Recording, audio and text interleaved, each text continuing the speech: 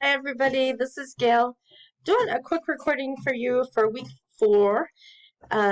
This week you have a paper due that is hopefully a little bit easier than last week's. I know there were lots of questions on it and I didn't have an example for you ready.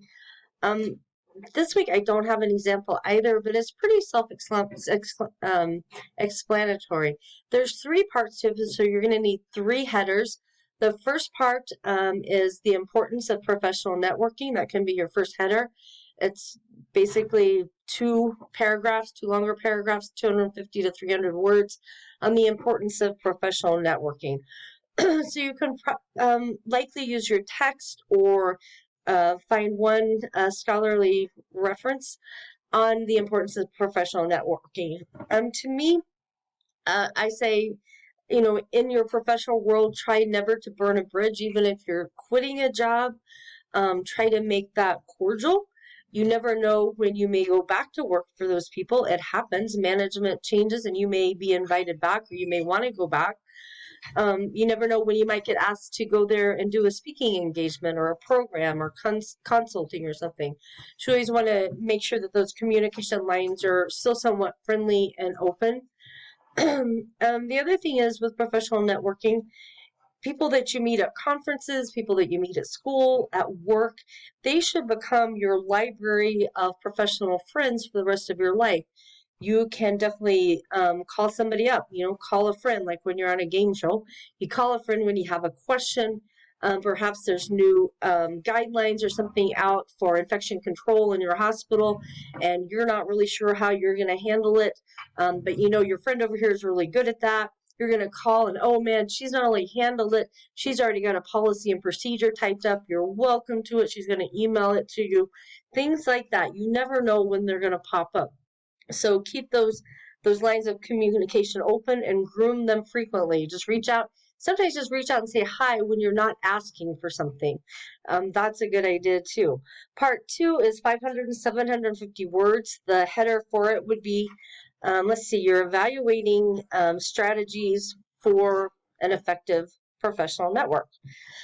So you're to come up with 3 strategies for making an effective professional network. And one may be going on and getting on LinkedIn and designing your professional portfolio on there. One may be going to local meetings for, if you're a nurse or respiratory therapist, there may be a local group that meets, or a state group.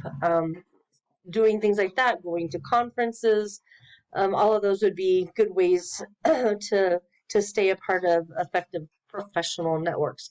Part 3 is to make a mock email, and you can do this to any professional entity inquiring about it. It says membership, meetings, volunteer work, or benefits of joining a professional network.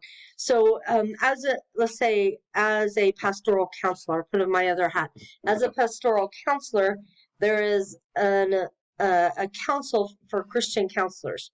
And if I wanted to join that group, I think it's maybe $200 or something. But before I do that, I might write to them and go, okay, even though this is all on the website, I can say, what are the benefits of joining this and what are the requirements? Are the CEUs through your website, are those free or at a reduced cost? Do I get to attend conferences? Is it full price or do I get it reduced, or is it free other than my travel and lodging? How long is your membership for? Do you have a professional publication that you mail to me, or is it all online? Things like that would be pertinent questions. But really, I would accept any mock letter to any professional organization that you are hypothetically going to join or have questions to. So, of course, this is APA with references. Does it say how many references here? 2 peer-reviewed references. That's not too hard. You could use your text and one other.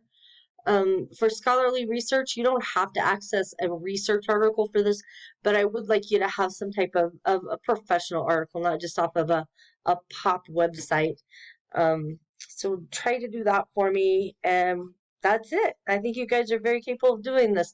Thanks for all your hard work to date, and keep up the good work, and I hope to be telling you very soon that you're done with this class and you're moving on. Take care. Bye-bye.